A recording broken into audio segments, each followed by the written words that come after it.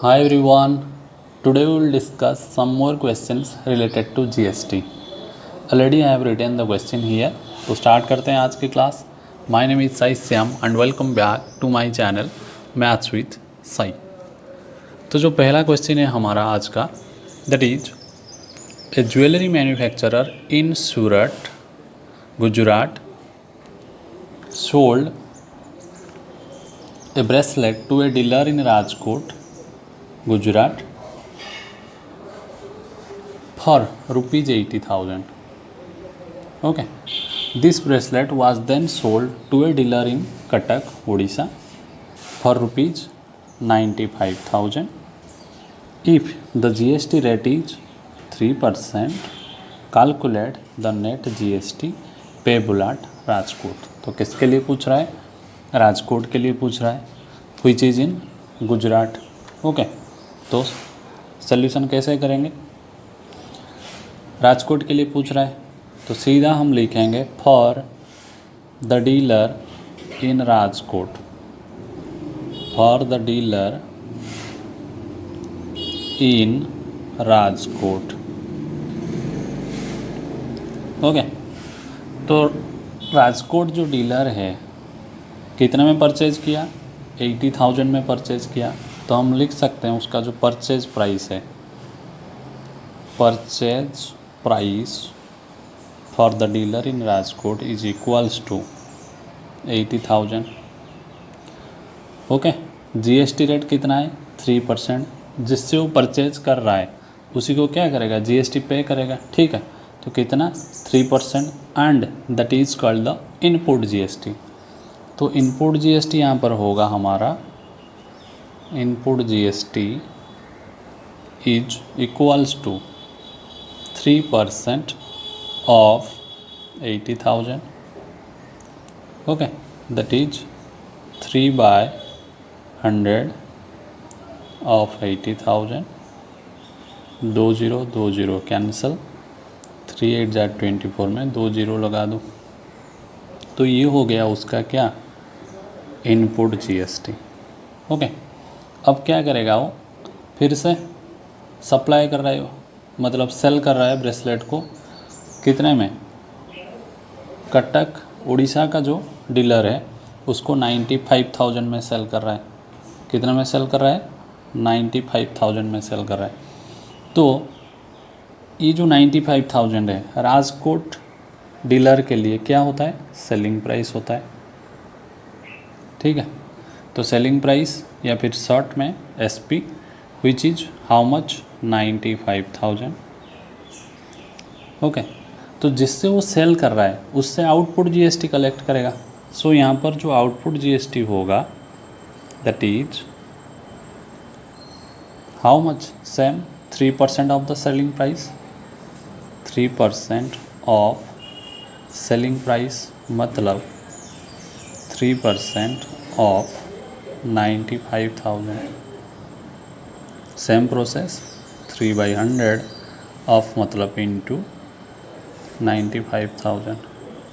20 cancel, 3 0 जा 0, 3 5 जा 15, 5 और 1 कैरी, 3 9 जा 27, 128. 2850 हो जाता है उसका आउटपुट जीएसटी. ठीक है, 2850 आउटपुट जीएसटी. तो जो नेट टैक्स, नेट जीएसटी पूछ रहा है, नेट जीएसटी कैसे निकलता है? नेट जीएसटी हम कैसे निकालते हैं? Net GST equals to output GST minus input GST. तो आउटपुट जीएसटी हमारा 2850 है. उसी से हम क्या करेंगे? इनपुट जीएसटी जो 2400 है उसको माइनस करेंगे. आउटपुट जीएसटी है 2850 माइनस इनपुट जीएसटी है 2400. तो दोनों को माइनस करने से आंसर हमारा आ जाएगा 450 rupees. Okay, so this one is the net GST payable to the payable by the dealer in Rajkot. Okay, तो पहला वाला आंसर निकल गई. नेट जीएसटी क्या है? ये हो गया हमारा नेट जीएसटी। अब सेकेंड बिट के पास चलते हैं। सेकेंड बिट पूछ रहा है input tax credit for the dealer in Cuttack.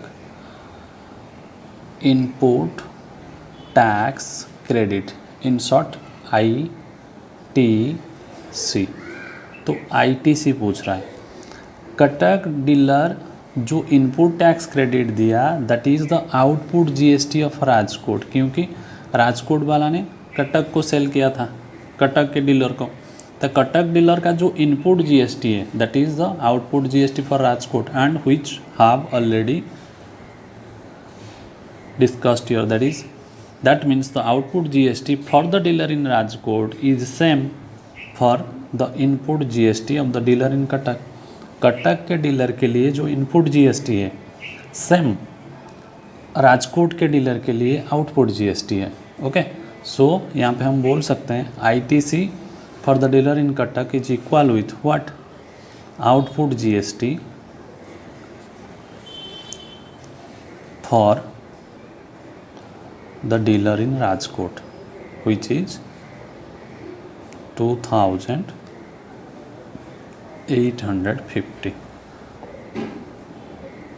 Okay, तो ये हो गया हमारा ITC for dealer in Cuttack which is same with output GST for the dealer in Rajkot. Clear? तो ये था पहला वाला क्वेश्चन। फिर नेक्स्ट क्वेश्चन क्या है, इन ए GST chain a dealer X purchases an article for rupees 8000। Okay, dealer क्या है, X है, and supplies it to another dealer Y, और एक डीलर Y है, in the same state, that means intra-state transaction हो रही है, at a profit of rupees 1000। the dealer Y sells it to a consumer Z at a profit of 2000। अगर GST rate 12% है तो सारा ट्रांजैक्शन इंट्रास्टेट है बोल रहा है। Calculate ITC for dealer X, Y total cost price for Z, output GST for Z। तो मैंने एक टेबल बना दिया, यहाँ पे हम इन शॉर्ट लिख लेते हैं कि X डीलर किसको दिया, Y को दिया, ये भी डीलर है, ये भी डीलर है, ठीक। इसके नीचे लिख लेते हैं ये डीलर है, ये भी डीलर है, एंड वाई डीलर ने क्या किया, एक कंज्यूमर जो जेड है उसको दे दिया। क्लियर? अच्छा, अब शुरू करते हैं हमारा answer. ITC for dealer X, ITC for dealer X मतलब input tax credit for dealer X. तो एक्स डीलर के लिए इनपुट टैक्स क्रेडिट कितना है, एक्स डीलर में कितने में परचेज किया, ये है dealer x, purchase an article for rupees 8000। तो 8000 देकर एक्स डीलर ने परचेज किया, ठीक। तो यहाँ पे हम कर देते हैं, ये है हमारा पहला bit ITC, okay, for dealer x, okay, and उसके लिए जो परचेज प्राइस था वो था कितना, 8000, ओके। अब सारा ट्रांजैक्शन इंट्रास्टेट है, इसका मतलब यहाँ पे क्या निकलेगा, एक CGST निकलेगा, दूसरा SGST निकलेगा। अगर रेट ऑफ GST 12% है तो हम कह सकते हैं CGST half of GST that is 6%, ये भी 6%। ये वाला कलम में हम क्या करेंगे, टोटल GST लिखेंगे। क्या लिखेंगे, टोटल GST, ठीक। ये CGST एंड SGST का जो सम होगा यहाँ पे लिखेंगे, ठीक। अच्छा, ITC फॉर X, तो उसके लिए परचेज प्राइस कितना है, 8000 है। तो 8000 दे के अगर वो परचेज किया है तो उसका 6% क्या करेगा, CGST पे करेगा, 6% SGST भी पे करेगा, क्योंकि उसका बिजनेस रन करने के लिए वो जो देता है that is the input tax credit for X। तो एक्स ने क्या करेगा, 8,000 दे के सामान परचेज किया एंड उसके लिए वो CGST 6%, SGST 6% पे करेगा। तो 6% ऑफ 8,000 कितना होता है, अगर हम निकालेंगे 6% ऑफ 8,000, 6/100 इंटू 8,000 करते हैं, 2020 कैंसल, 6 8 जा 48, 480 है उसका CGST, SGST भी 480 निकलेगा जो 6%, एंड टोटल 480 प्लस 480 960 आज input tax credit dealer x पे करेगा जिससे वो परचेज किया। ठीक, तो ITC फॉर डीलर एक्स हो गया हमारा 960। अब आते हैं सेकंड के पास, input tax payable by dealer Y. Dealer Y के लिए पर बोल रहा है इनपुट टैक्स या फिर ITC फॉर डीलर वाई। तो वाई का परचेज प्राइस कितना है, supplies it to another dealer Y at a profit of 1,000। तो 1,000 प्रॉफिट रख के एक्स ने वाई को सेल किया, एक्स वाई को 1,000 प्रॉफिट रख के सेल किया। समझ में आ रहा है, एक्स वाई को 1,000 प्रॉफिट रख के सेल किया, इसका मतलब वाई ने 9,000 दे के परचेज किया। तो परचेज प्राइस जो होगा वाई के लिए कितना होगा, 9,000 होगा। ठीक है, क्यों, क्योंकि 8,000 था परचेज प्राइस एक्स का एंड एक्स 1,000 का क्या कर रहा है, प्रॉफिट रखता है। अगर एक्स 1,000 का प्रॉफिट रखता है तो एक्स 8,000 दे के परचेज किया था। ठीक है, एंड एक्स 1,000 प्रॉफिट रख रहा है, दैट मीन्स वाई जो है वो 9,000 दे के एक्स से परचेज करेगा। जितना दे के वो परचेज कर रहा है उसी के लिए वो क्या करेगा, इनपुट टैक्स पे करेगा, हाँ या नहीं, इनपुट टैक्स पे करेगा। कितना पे करेगा, सेम CGST के लिए 6%, SGST के लिए 6%। तो यहाँ पे हम निकाल सकते हैं 6/100 ऑफ 9,000।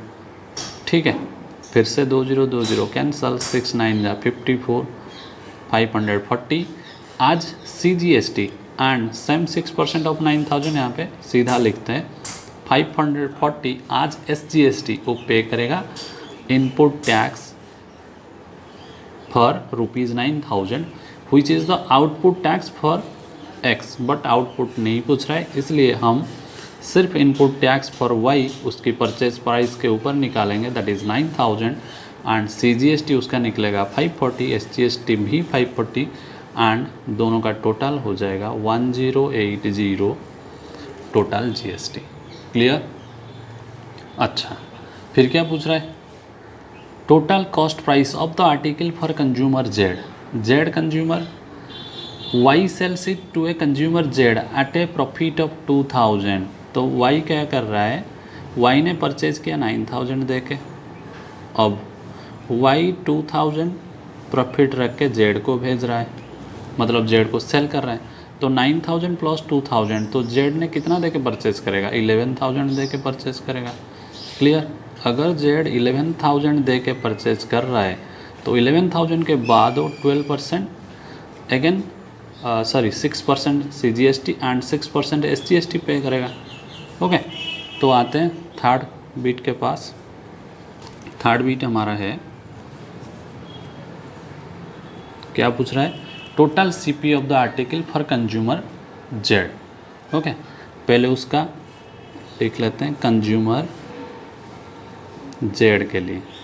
कंज्यूमर जेड के लिए पहले परचेज प्राइस कितना है, परचेज प्राइस उसका 11,000 है। ठीक, लिख लेते हैं परचेज प्राइस उसका 11,000। ओके, अच्छा, अब पे कितना करेगा, टैक्स 6% SGST, 6% CGST। ओके, तो 6% ऑफ 11,000 दैट इज 2020 कैंसल, 11 6 66, 660, यहाँ पे भी 660 आएगा क्योंकि सेम 6% ऑफ 11,000 निकालना है, तो ये भी 660 है। ठीक है, अब दोनों का टोटल हो जाता है कितना, 1320।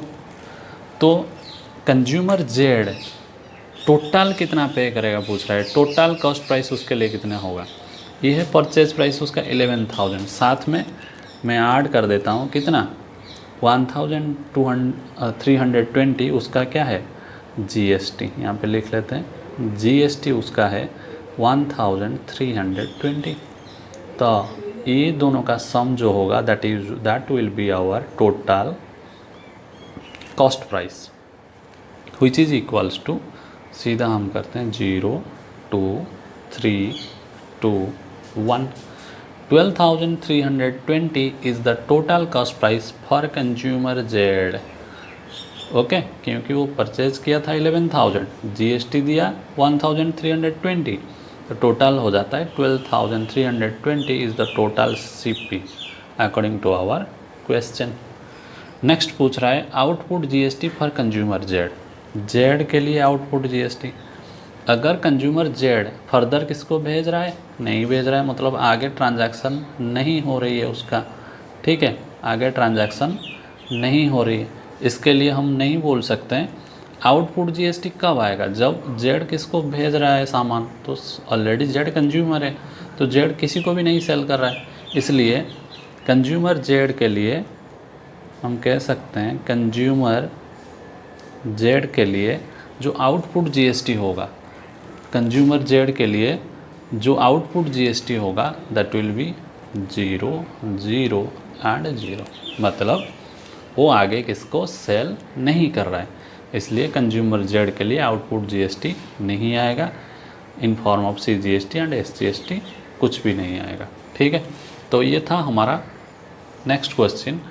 अब देखते हैं नेक्स्ट क्वेश्चन क्या है।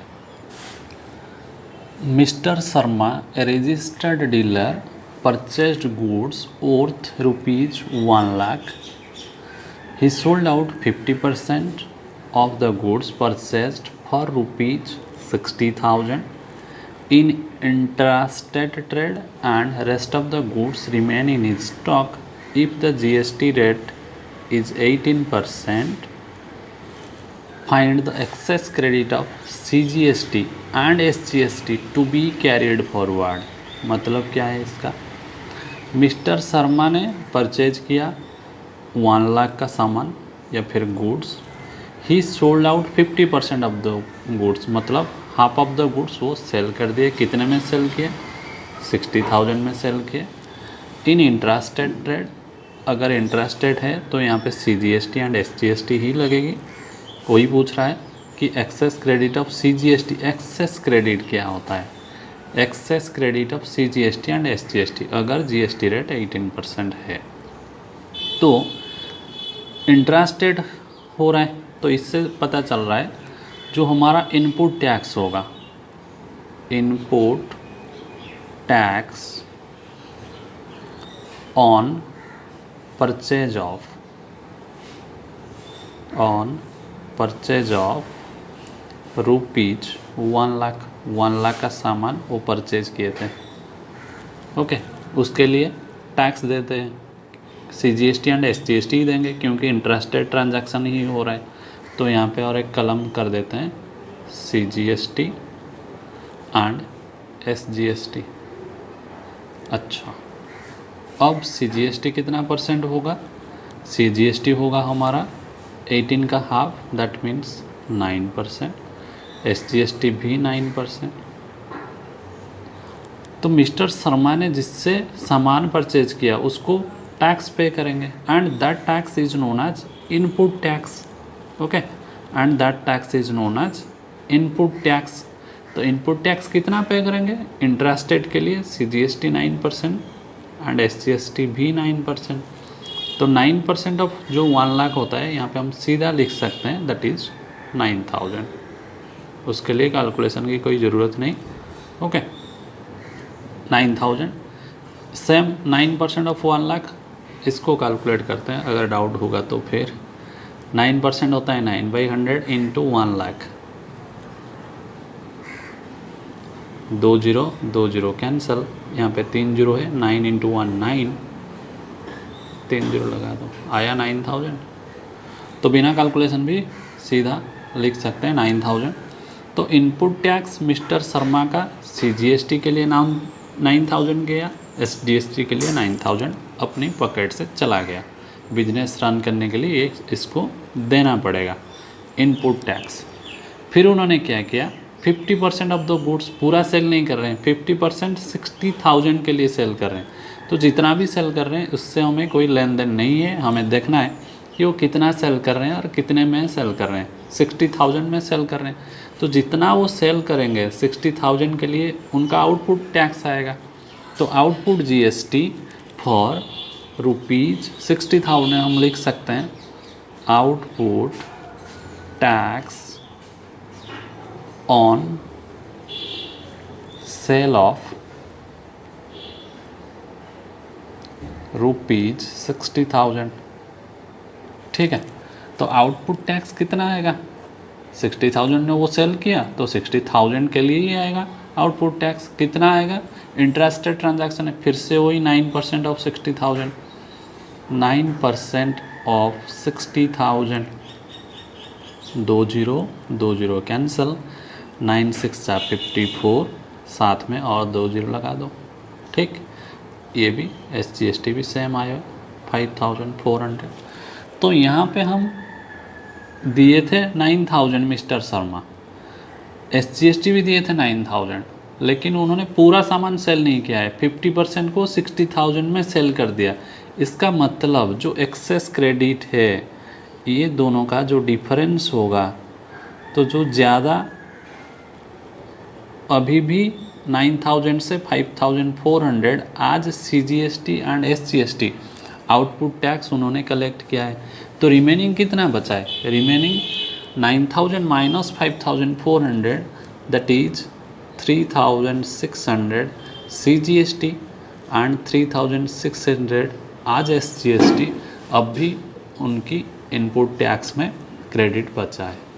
ठीक है, तो that is called the excess credit. तो पूछ रहा था find the excess credit of CGST and SGST to be carried forward. तो फिर से जब वो ट्रांजैक्शन करेंगे तो ये जो एक्सेस क्रेडिट 3,600 मतलब 9,000 इनपुट टैक्स में दिए थे, 5,400 आउटपुट टैक्स में कलेक्ट किया इन CGST, सेम ऑल्सो आज इन SGST। तो 3,600 यहाँ पे बच जाता है एंड ऑल्सो यहाँ पर 3,600 भी बच जाता है। इसका मतलब CGST में उनका एक्सेस क्रेडिट अभी भी 3,600 है, जो आगे फॉरवर्ड होगा जब वो आगे ट्रांजैक्शन करेंगे तब ये जो एक्सेस क्रेडिट है उनका 3,600 का, वहीं पे वो एडजस्ट होगा। ठीक है, तो वही पूछ रहा था एक्सेस क्रेडिट क्या है। तो एक्सेस क्रेडिट का मतलब होता है ये इनपुट माइनस आउटपुट जो बच जाता है, that is the excess credit. ठीक है।